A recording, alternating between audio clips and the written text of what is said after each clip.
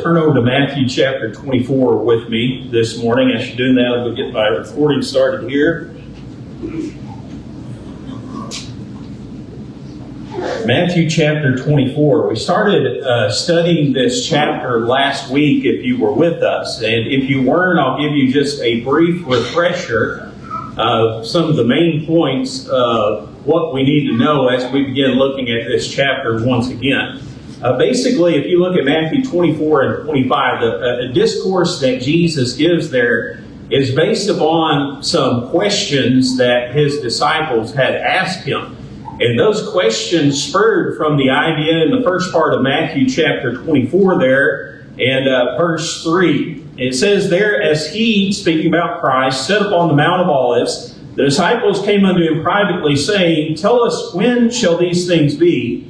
And what shall be the sign of thy coming and of the end of the world? Now, if you read in verses 1 and 2, you'll find that the disciples are talking about the temples and the magnificent buildings, and Jesus makes a very startling statement to them when he says, The day is coming in which one of these stones will not be standing on top of another. This naturally led to the disciples asking the question, well, when is this going to happen? And what are going to be the signs of this event coming to pass so that we'll know and we can prepare for it? Now, I mentioned last week, I personally believe, when you read there in verse 3, the questions that the disciples of Jesus asked, I personally believe that in their minds, the only catastrophic event that they could imagine that was great enough to not leave one of these stones stacked on top of another was the end of the world, the return of Christ. You may not agree with that. That's okay. I said, this is my opinion. This is my belief. But I think that's why they worded these questions in such a way. What is going to be the sign of these things and of your coming and of the end of the world? And what Jesus is very careful to do in this chapter is he's very careful to make a clear distinction between the answer that basically these are two different questions and there's two different answers that need to be given to these questions. And the way that you know that is, if you look down in verse 33, Jesus begins saying there, he says, Oh, likewise, when ye shall see all these things, know that it is near, even at the doors. And then he says in verse 34, Verily I say unto you, this generation shall not pass till all these things be fulfilled. I mentioned last week, if you have trouble kind of making that division in this chapter, Jesus made it for you. I mean, just draw you a line right there under verse 34 or verse 35 and draw you an arrow back to the top. And Jesus said, all these things that I've told you about, these are things that are going to happen in this generation. They were things that were going to happen before 100 AD, as we mentioned last week. And what Jesus was talking about is one stone of that building structure, that temple area, not being left stacked on top of another. In AD 70, Titus and the Roman army, they come against Jerusalem. They destroy the city. They completely demolish the temple area. And so Jesus said, all these things that I'm telling you about are going to happen in this generation. Now notice verse 36 though. Notice the contrast that is made here. He says, But of that day and hour knoweth no man, no not the angels of heaven, but my Father only.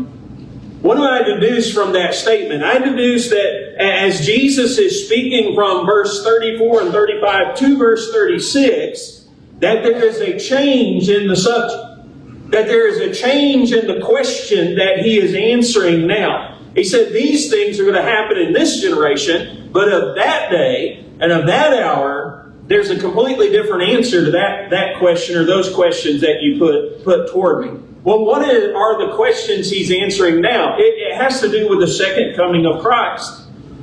His disciples said, when are you going to return? When are you going to come back to this earth? And what are going to be the signs of that coming? Naturally, Jesus spends some time talking about this particular subject. And Lord willing, we're going to study the rest of chapter 24 this morning and this evening. And then, not the next week because I'll be gone, but hopefully the week after that we'll look at Matthew chapter 25. But I want to kind of divide up chapter 24 here into some principles that Jesus lays down about His second coming, when it will be, and what the signs of it will be. Really, the key to understanding anything that Jesus has to say in the rest of this is found right there in verse 36. Notice what Jesus said. He said, "But of that day and hour knoweth no man, no, not the angels of heaven, but my Father only." Jesus starts answering the second question of these disciples. When are you going to return? What are going to be the signs of that return? He really just answers it in a black and white, very direct statement. And basically, this is a statement that a lot of people in the religious world would find shocking today. But here's what Jesus says in this statement. It's a direct answer to the question about the time of His coming. Here's the direct answer. No one knows. Now, that's not always what you hear within the religious world today, but that's certainly what Jesus said. And in fact, He made this claim. He says, "No one knows, but of that day and of that hour, no one knows." Now, there are a lot of people today in the religious world who will make a big to-do about the idea of the day and the hour. And basically they'll say something like this: well, we don't know the exact day, we don't know the exact hour, but we know the times. There are going to be signs where we can say, well, this is the time that Jesus is going to return. And what I want to emphasize to you is that when you read in the Bible about the idea of a day or an hour, just a general statement. Now, there are times in the Bible when there are specific days and hours that God has in mind or people have in mind, and usually they'll have a number associated with it. The Bible will say it was the third hour, or it was the sixth hour, or maybe the third day Jesus will rise from the grave. There are specific days and hours that are associated sometimes with these words. But when you generally read this statement, the day and the hour, do you know what's being spoken of? It's a general reference to time. It's not the idea of necessarily a specific day. It's not the idea of necessarily a specific hour, but it's just another way of saying nobody really knows the time when Christ is going to return.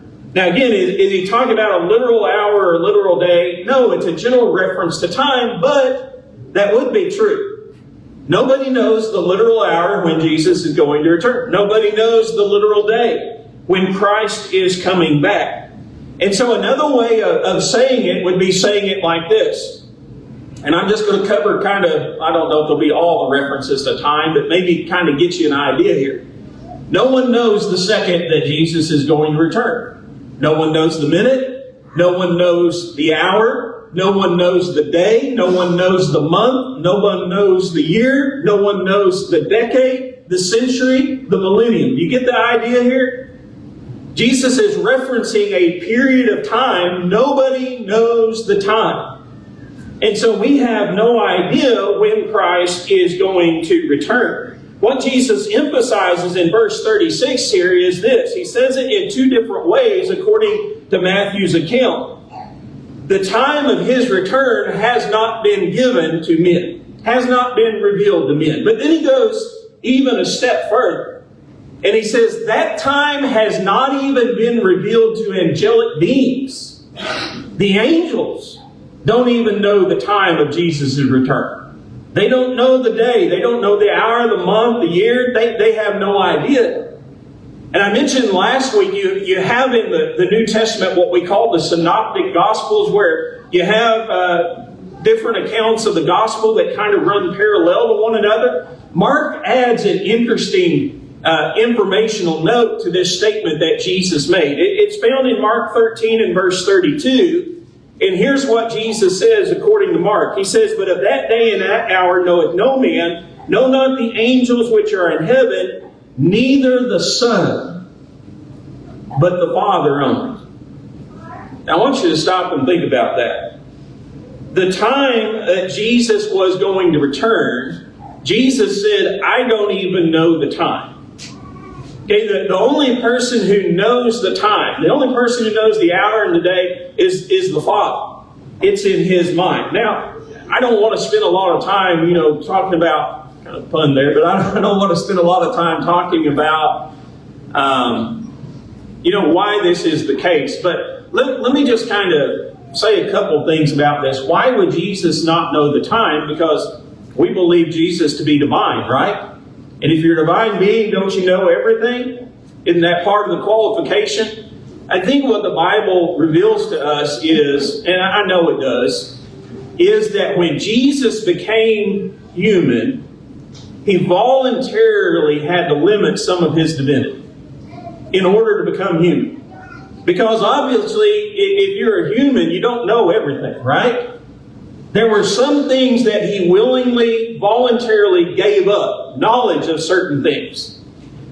One of them was the timing of his return. And so as he's standing there before his disciples, being within a human body, he says, I do not even know when my time is going to be. No man knows it. The angelic beings don't have any idea. Even I myself do not know the timing of my return.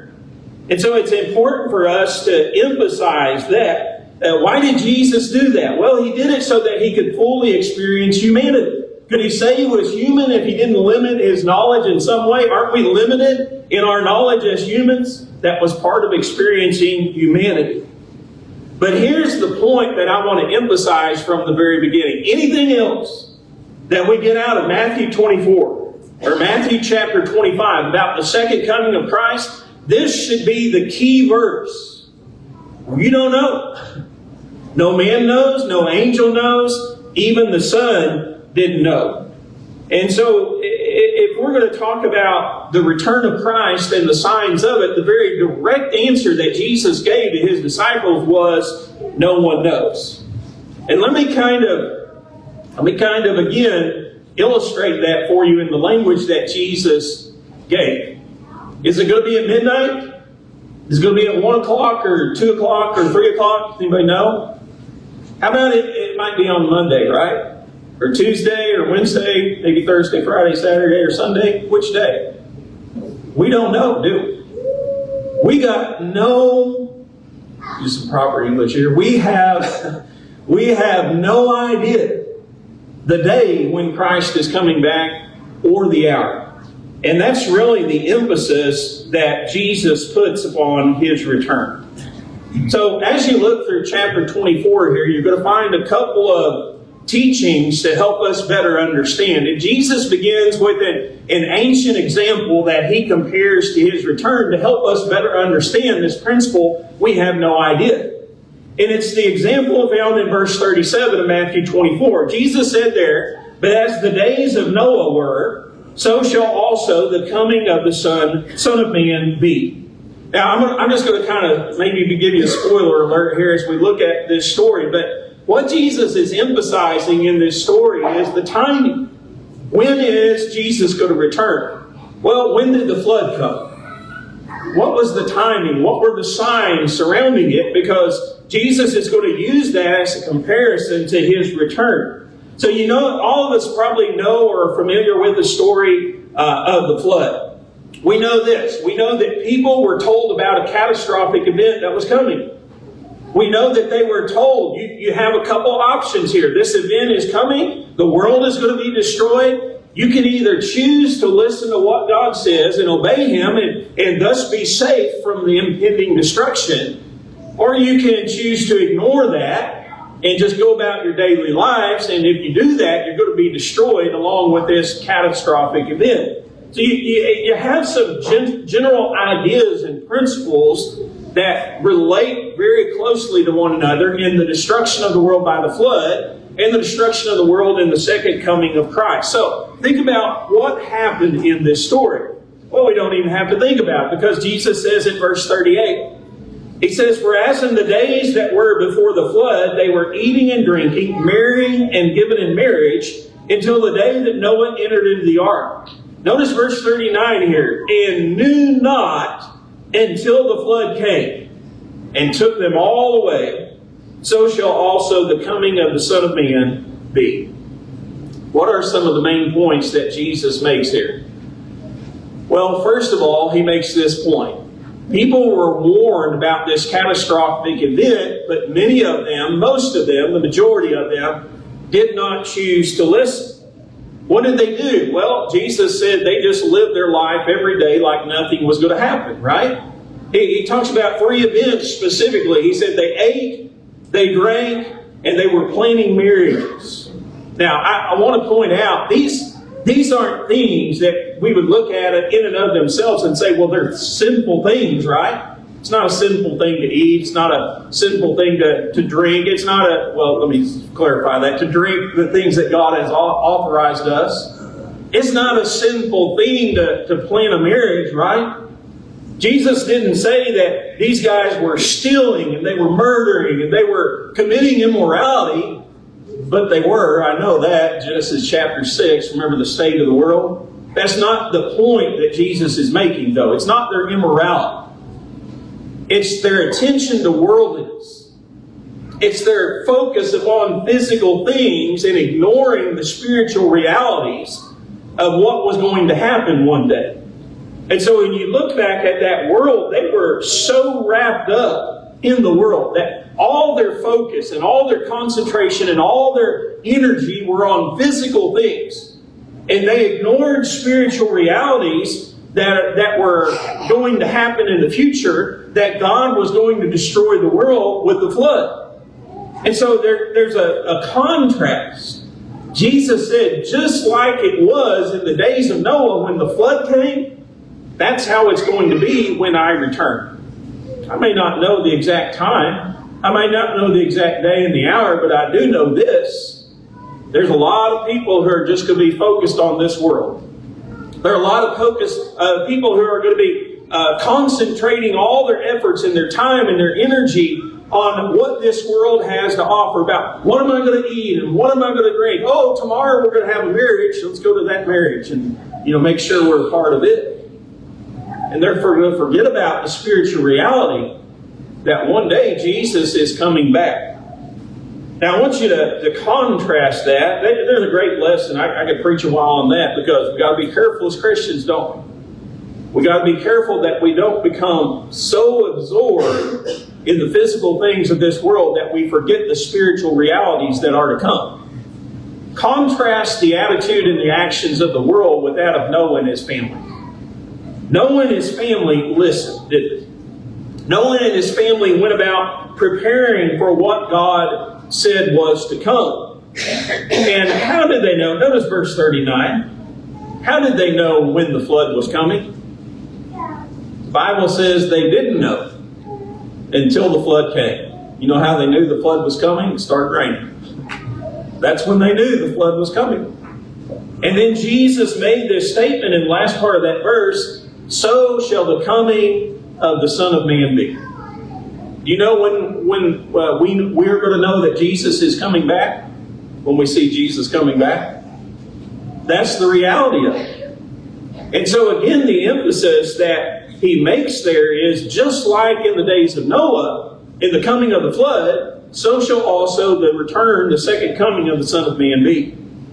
Paul wrote in 1 Thessalonians chapter 5 and verses 1 through 3, he says this there, and this just confirms some of the things that Jesus has pointed out, but he says, of the times and the seasons, brethren, ye have no need that I write unto you. Why wouldn't Paul talk to them about the signs and the seasons and the times of the Lord's return? In verse 2 he says, for yourselves know perfectly that the day of the Lord so cometh as a thief in the night. For when they shall say peace and safety, then suddenly destruction cometh upon them, as travail upon a woman with a child, and they shall not escape. Jesus uses Peter or Paul here, I'll get it right here in a minute, uses another illustration concerning the seasons and the times of the Lord's return. And the way that he illustrated, well, the first thing he talked about was a thief in the night. We're going to skip over that one. But the second way that he illustrated it was childbirth. It's like a woman who's going to give birth to a child. Now, I want you to stop for just a moment and think back to this time. I know we live in a time today, we have all this technology, and we have all these medical advances, but in that day and age, how did you know when your child was going to be born? When he started being born, right? That's how you know. And as parents, probably all of us can remember back to the time of childbirth. Maybe some thinking about it now. But when you know you're going to have a baby, you start preparing, don't you? You pack the bags, you get everything ready, because what do you know? You don't know when that child's going to come. One day, if you're like me, your wife's going to wake up in the middle of the night, she's going to say, let's go, and an hour later you're going to have a child. You got to be ready. You got to be prepared, because you don't know when that child is coming. That's Jesus' return, friends. That's the lesson that the Bible teaches to us. And His return is going to catch many people unprepared, because there aren't going to be any signs. There aren't going to be any seasons where you can look and say, it's almost here. It's going to come like a thief in the night. It's going to come like the flood did in the days of Noah. It's going to come like a woman giving birth to a child. So Jesus uses that ancient illustration or example to illustrate it. Next, in Matthew 24, He uses, I have a modern day example. It's modern day for that day and age, not our day and age. But He used a modern day example to illustrate this principle of His return. In verse 40 of Matthew 24, He says, then shall two be in the field. The one shall be taken and the other left. Two women shall be grinding at the mill. The one shall be taken and the other left. The modern day example for that time in which Jesus is speaking and teaching is the idea of bringing in the grain harvest. And naturally, men would be out working in the fields. Women would be within the mill grinding that grain, separating the wheat and the seeds from the chaff. But Jesus talks about this idea. One day, it's just going to be like this. One guy's gone, another one's not. One woman's gone, another one's not. That's how it's coming. Okay, that's how quickly and how suddenly it's going to be. 1 minute they're there, the next minute they're not. Now, I don't have time this morning. It's not really my point to talk about the teaching of the rapture. And really there's different ideas and theories behind the teaching of the rapture. But if you know anything about the doctrine of the rapture, basically it teaches this idea that one day Jesus is just going to suddenly take off this earth those who belong to Him, and all that's going to be left here is going to be unbelievers and wickedness. And some people believe that's going to happen, or that's going to take place for 7 years, and then Jesus is going to come back and resurrect the dead. Some people don't believe it's in that order. But it's this basic idea that basically you have this great separation between what's going to happen to the righteous and what's going to happen to the wicked here upon this earth. And I'm not going to talk about all the different details of it, but let me just emphasize to you this. Jesus isn't talking about the rapture here. Okay? Now, people will point out, well, you read about one's going to be taken, the other left. And that the idea that some people are going to disappear from off the earth and some people are going to be have to stay here. They'll even point, I'm not going to read all these passages, but you can look them up for yourself. In Matthew chapter 2 and verse 13, there's an idea of being taken away having to do with safety. Where Joseph took Jesus and his mother Mary, took them away into Egypt. For what reason? Safety, right? That was the purpose. Escape the king's command. There's also the idea of being left behind, where it has the meaning of abandoning or forsaking something. You read about in Matthew 4 and verse 20 that the disciples straightway left their nets. What does that mean? They left them. That means they abandoned them. They forsook them. And so, yes, you can read in the Bible where taking away has the idea of being taken away to safety. You can read in the Bible where being left has the idea of being abandoned or forsaken. But that's not the teaching here. And let me just point out to you, back up one verse and you can see it. In verse 39, Jesus made this statement. He said, they knew not, he's talking about the world of Noah, he knew not until the flood came and took them all away. What does the taking away mean there? It has to do with the wicked, right? Not the righteous. The wicked. The wicked were taken away, the righteous were left. That's what he's talking about in the days of Noah. I don't think he's suddenly changing subjects here when he starts talking about people being left and people being taken away.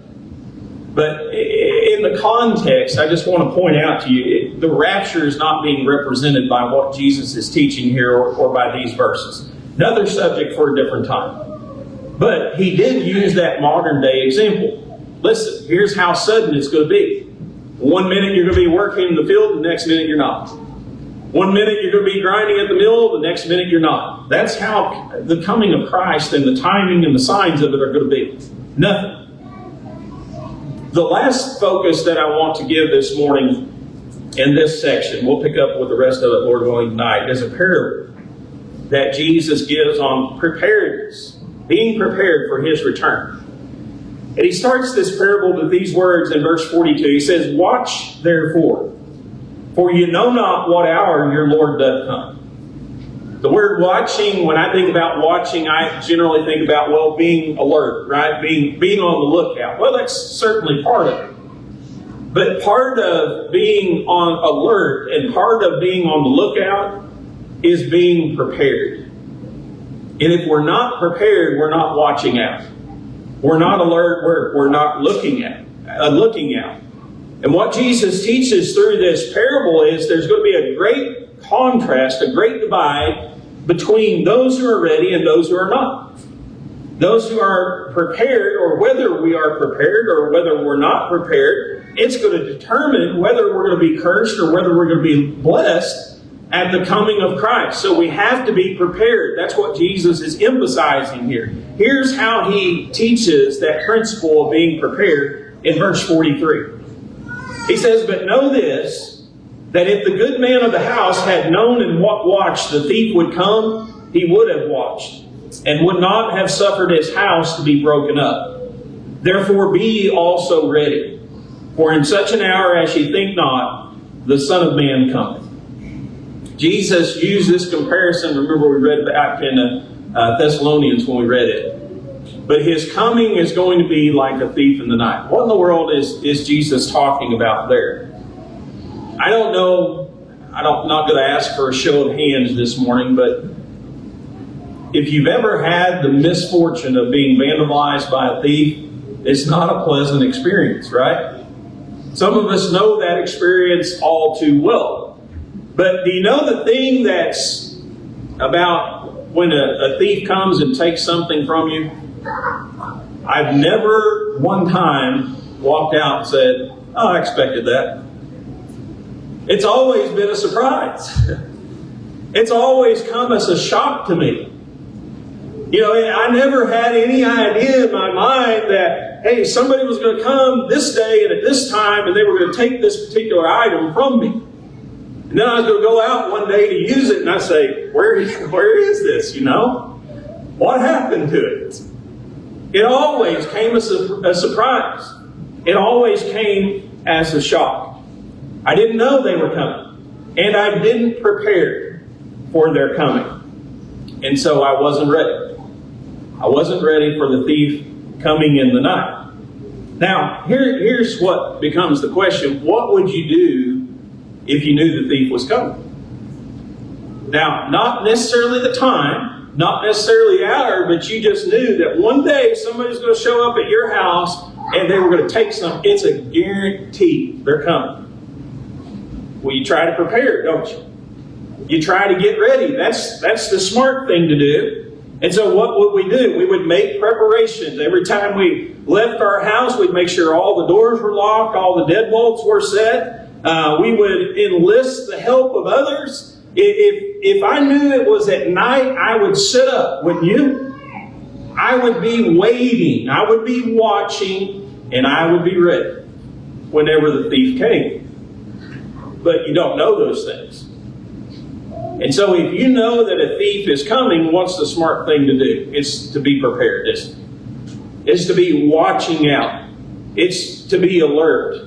If you knew the time, you could relax a little bit, couldn't you? You could kind of let your guard down. You could say, well, I know he's coming this day, but it's not till 3 o'clock.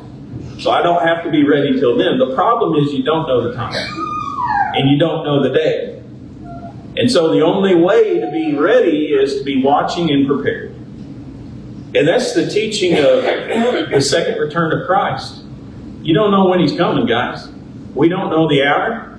We don't know the day. We just know He's coming back. And if we're going to be ready when He comes back, we got to be watching out and we got to be prepared. When will Jesus return? Jesus said, no one knows. No man knows. No angelic being knows. Even I don't know myself. What will be the signs of His return? What will indicate that it is near? Jesus said there are going to be none. They didn't know the flood was coming until it came. You're not going to know when the thief in the night is coming until he's there. You're not going to know when a woman is giving birth to a child until she starts giving birth to a child. The timing and the signs are not there. The only lesson that Jesus had for His disciples was to get ready and to stay ready. And so my question for you is this: are you ready for the return of Christ? We know He's coming back, friends. We don't know when. If we did, we could relax a little bit.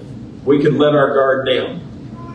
But He's coming back at an unknown day and an unknown time, and we just have to be ready for that coming. If you're not a child of God today, you're not ready.